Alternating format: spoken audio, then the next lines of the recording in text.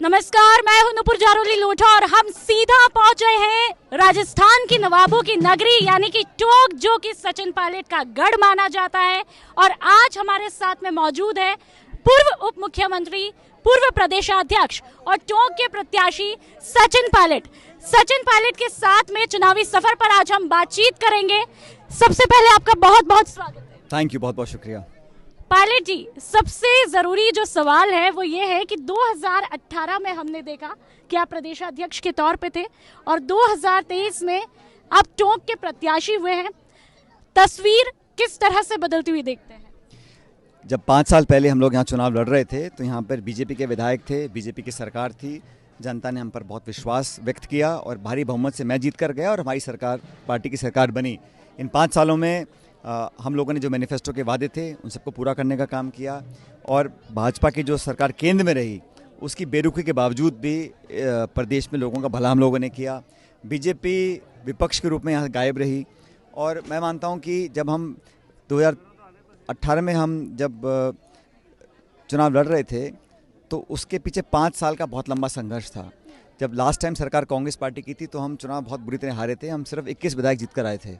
वो 5 साल का जो संघर्ष रहा, जो जनता से जुड़ाव हम लोगों ने किया, सबको मिलकर हम आगे लेकर बढ़े, तब सरकार हमारी बनी। इस बार परिस्थिति अलग है। इस बार हम सत्ता में हैं, सरकार में हैं, हम लोगों ने काम जनता के किए हैं और पब्लिक का मूड बदल गया है। पब्लिक भी चाहती है कि अब केंद्र सरकार को सबक सिखाने का मौका आ गया, तो चारों राज्यों में, राजस्थान इंक्लूडेड, यहाँ पर सरकार कांग्रेस की बनेगी। ठीक है। साथ में आपने अभी तो राजस्थान की तस्वीर और तकदीर की बात की है। 2018 से 2023 की मैं बात करूं तो आपकी तकदीर और तस्वीर कितनी बदली है? ये सब जो है जनता है, सब इनके हाथ में है। मेरे हाथ में कुछ नहीं है। मैं तो सिर्फ काम करता हूँ पार्टी का, लोगों का, जनता का। बाकी भविष्य में क्या होगा कोई नहीं जानता। हमारी पार्टी की परिपाटी है, ट्रेडिशन है, हमारा इतिहास है कि हम लोग चुनाव जीतते हैं, बहुमत आता है, उसके बाद विधायक और नेतृत्व तय करता है कि किसको क्या जिम्मेदारी देनी है। तो भविष्य में क्या होगा, उसके गर्भ में क्या छिपा है कोई नहीं जानता, लेकिन बहुमत लाने के लिए हम सब मिलकर काम कर रहे हैं और मुझे पूरा विश्वास है कि पब्लिक का सपोर्ट हमको मिलेगा। जब मैं ग्राउंड पे रिपोर्ट कवर कर रही थी तो गहलोत जी और पायलट जी का नाम सबसे ज्यादा चर्चाओं में था, लेकिन एक सवाल मेरे पास आया। 2018 में एक तस्वीर देखी जब पायलट जी और गहलोत जी बाइक पे सवार थे। क्या वो तस्वीर 2023 में भी देखने को मिलेगी? अब तो मोटरसाइकिल तो पुरानी हो गई है, अब तो नए नए साधन आ गए हैं। अब तो 4 पहिए, 6 पहिए, 8 पहिए की गाड़ियाँ भी हैं, तो उसको भी चला सकते हैं, चलवा सकते हैं। कौन आगे बैठे, कौन पीछे बैठे, ये सब भविष्य में छिपा हुआ है। फिलहाल हम सबका एक ही ऑब्जेक्टिव है कि देश को ज़रूरत है आज एक मजबूत कांग्रेस की। कांग्रेस कब मजबूत होगी? जब राज्य में हम चुनाव जीतेंगे। राज्य में कब जीतेंगे? जब हम जैसे लोग पार्टी को डिलीवर कर पाएंगे। और यही आश्वासन मैंने दिल्ली में दिया है खड़गे साहब को, राहुल जी को, कि हम लोग चुनाव जिताएंगे मध्य प्रदेश में, राजस्थान में, छत्तीसगढ़ में और तेलंगाना में भी, और तभी देश में विकल्प पैदा होगा 2024 के लिए। ठीक है, आपने खड़गे जी को आश्वासन दिया, लेकिन जब टिकट वितरण होता है तो फिर चर्चाओं में आप छा जाते हैं और कुछ लोगों का कहना है कि पायलट जी की बहुत चली है इस बार टिकट वितरण में। नहीं, इसमें चलना न चलने की बात नहीं है। हमारे प्रदेश अध्यक्ष भी हैं, मुख्यमंत्री भी हैं, बाकी बड़े नेता हैं। तो पार्टी में एक सिस्टम है फीडबैक लेने का, सर्वे करवाने का, लोगों से चर्चा करने का, और मैं हमेशा इस पक्ष में रहा हूं कि नौजवानों को आगे और मौका देना चाहिए। लेकिन अंत में जो पार्टी निर्णय करती है उस व्यक्ति को, ऑफिशियल कैंडिडेट को सब लोग मिलकर सपोर्ट करते हैं। और मैं समझता हूं कि टिकट जो वितरण हुआ है संतुलित हुआ है, अच्छा हुआ है। भाजपा में जो है, जो सर फुटबॉल मची हुई है, जो लगातार खिंचाव हो रहा है, आधे मन से सांसदों को चुनाव लड़ाया जा रहा है, कोई दुखी है, कोई परेशान है, कोई भाग रहा है, कोई चिल्ला रहा है, कोई चीख रहा है। कांग्रेस में इतना नहीं हो रहा है। हम सबको संभाल लेंगे, 2 दिन का समय है। लेकिन टिकट वितरण में सबको सलाह करके अंतिम निर्णय पार्टी ने जो लिया वो ठीक लिया है। कुछ लोगों का ये भी कहना है, लगातार चर्चाओं में सवाल रहा 2018 से 23 तक, कि पायलट जी का एक सपना था, क्या वो पूरा हुआ या पूरा होगा? मेरा सपना है कि राजस्थान को इस देश का नंबर 1 राज्य हम लोग बनाएं। मेरा सपना है कि नौजवानों को एक अच्छा भविष्य हम बना सकें और नीति निर्माण जो हो उसमें सबकी भागीदारी हो।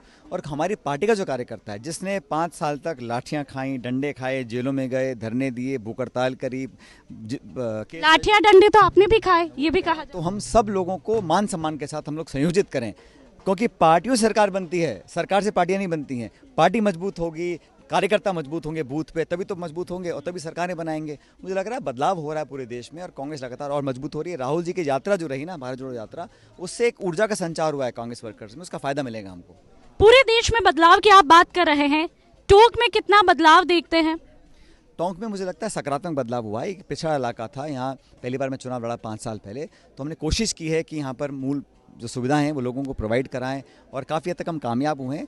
और विकास एक निरंतर प्रक्रिया है, इसमें और डेवलपमेंट होगा। यहाँ फूड पार्क हो, हॉस्पिटल हो, कॉलेज हो, सड़क निर्माण हो, पुलियाँ हैं, बांध बनवाए हैं, तो सारे काम हुए हैं लोगों के सामने और लोग उसको समझ रहे हैं। सबसे इम्पोर्टेंट यहाँ पे एक अच्छे माहौल में हम लोगों ने सबको आगे लेकर चलने का काम किया है। लेकिन कुछ लोगों का कहना है कि टोंक की एक मूलभूत सुविधा रेल को लेकर के अभी भी अधूरी है।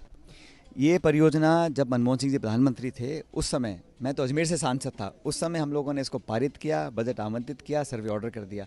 अब 10 साल से सरकार बीजेपी के, और देखिए केंद्र सरकार के अधीन कुछ आते हैं, जैसे विदेश मंत्रालय है, रक्षा मंत्रालय है, रेल मंत्रालय, ये शुद्ध रूप से केंद्र सरकार के महकमे हैं। इसमें राज्य सरकार सिर्फ सपोर्ट कर सकती हैं। लेकिन मुझे दुख है कि सब पास होने के बावजूद भी इस योजना को धरातल पर नहीं लेकर आ पा सके। उसमें कहीं ना कहीं बेरुखी और पक्षपात और भेदभाव मुझे लगा केंद्र सरकार का। मैं इसको पॉलिटिसाइज नहीं कर रहा हूँ, लेकिन ये हकीकत है जमीन पे।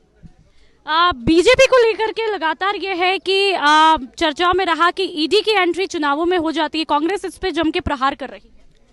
अब ये सब जो है एजेंसीज, ये एक राजनीतिक टूल बन गया है ना। ये हर राज्य में जब चुनाव होते हैं तब अचानक एजेंसी जाग जाती हैं और 95% जो छापे, रेड, नोटिस मिलते हैं ये विपक्ष के नेताओं को मिल रहे हैं।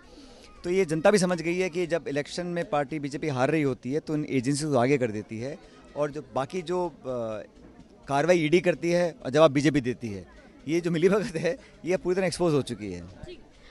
जब टिकट वितरण की बात हुई तो एक खिलाड़ी लाल बैरवा, जिनका कि टिकट कट जाता है, उनका एक बयान बड़ा चर्चाओं में है, क्योंकि मुझे पायलट जी पसंद थे इसलिए मेरा टिकट कटा।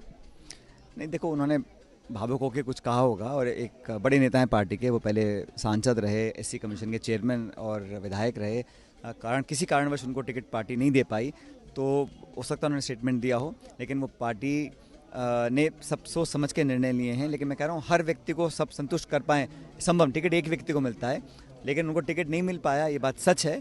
और मैं समझता हूँ कि उन्होंने बहुत योगदान दिया था पार्टी में, लेकिन जो भी आप सब मिलकर आगे काम करेंगे। कई लोग आपको जननेता के रूप में देखने लगे हैं। मैं तो पिछले 20-25 साल से काम कर ही रहा हूँ, दिल्ली में, जयपुर में, संगठन में, सरकार में, विधायक के रूप में, सांसद के रूप में, तो पब्लिक के बीच जाने का मौका मिलता है। और मैं हमेशा बोलता हूँ कि पद और पोस्ट से कोई नेता नहीं बनता, वही व्यक्ति जनता में जो अपनी छाप दिल और दिमाग में छोड़ कर जाता है उसको लोग याद और पसंद करते हैं। बाकी पद आते हैं चले जाते हैं, कोई बहुत बड़ी बात नहीं है, लेकिन पब्लिक से एक जज्बात, एक इमोशनल, एक भावनात्मक कनेक्ट अगर रहता है, एक, और ये दो तरफा होता है, एक तरफा नहीं हो सकता, वो प्यार और मोहब्बत जो लोगों की मिलती है, सबसे बड़ी पूंजी वही होती है। एक मिनट, ऐसे नहीं जाने देंगे आपको ठीक है। और जब जननेता के रूप में देखते हैं तो कुछ लोगों का ये कहना है कि भाई पायलट जी बहुत पसंद है, लेकिन आपने जिस तरीके से मेहनत की, जो लगातार कई लोग कहते हैं कि 2018 में भी आपने बहुत मेहनत की है, ग्राउंड पे बहुत अच्छे से काम किया है, लेकिन फिर भी आपको कई लोग जो है एक जाति का नेता क्यों कहते हैं? अब देखिए, जब आलोचक कुछ ना कुछ बोलेंगे ना, आपकी अगर आलोचना करेगा तो ढूंढेगा वो क्या बोलना है। और मैं बहुत परवाह नहीं करता हूँ कि मेरे पे लोग क्या आरोप लगाते हैं, क्या आलोचना करते हैं। कोई ये तो नहीं कह सकता कि हम मेहनत कम करते हैं, या हमने विकास कम किया है, या हम चुनाव नहीं जीत पाते हैं, या जिता नहीं पाते हैं, तो ये कहने की बात है। लेकिन राजस्थान में 8 करोड़ लोग रहते हैं, 8 करोड़, और जब तक आप सब लोगों को साथ लेकर नहीं चलेंगे तब तक आप प्रदेश और लोगों का भला नहीं कर सकते हैं। तो ये जाति, बिरादरी, धर्म की बात ज़्यादा भाजपा करती है, हम लोग सबको साथ लेकर चलते आए हैं और चलते रहेंगे। बाकी राजनीति में किसी पर कुछ आरोप लगा देना या कुछ कह देना बड़ा आसान होता है, अंतिम निर्णय जो है वो जनता जनार्दन करती है। अब मेरी नजरें तो पायलट जी, आखिरी सवाल, 25 नवंबर और 3 दिसंबर पर टिकी रहेंगी। 25 नवंबर क्योंकि लोकतंत्र का जहां पर त्योहार है, इतना बड़ा उत्सव है, तो वही दूसरी तरफ 25 नवंबर को मेरी मैरिज एनिवर्सरी भी है, तो ये सैक्रिफाइस है मेरे लिए। और लेकिन पायलट जी, आपसे समझना चाहूंगी 3 दिसंबर के बाद आप अपने आप को कैसे, कहाँ देखते हैं? ये निर्णय पार्टी का है, क्या जिम्मेदारी किसको कब और कैसे दी जाएगी। पहला हमारा उद्देश्य है सरकार बनाने का, जनता का मन विश्वास जीतने का, बहुमत लाने का। उसके बाद जो भी निर्णय पार्टी और विधायक करेंगे वो सबको स्वीकार्य होगा। मैं अभी इस बारे में कुछ नहीं बोल सकता हूँ, सिर्फ इतना बोल सकता हूँ कि अब आज से लेके 25 तक हमें जी जान से मेहनत करनी है, लोगों का मत लेना है, उसके बाद निर्णय दिल्ली से और विधायक करेंगे किसको क्या काम करना है। अच्छा, एक और बताइए, राजस्थान तक के तीखे सवाल आपको कैसे लगे हैं?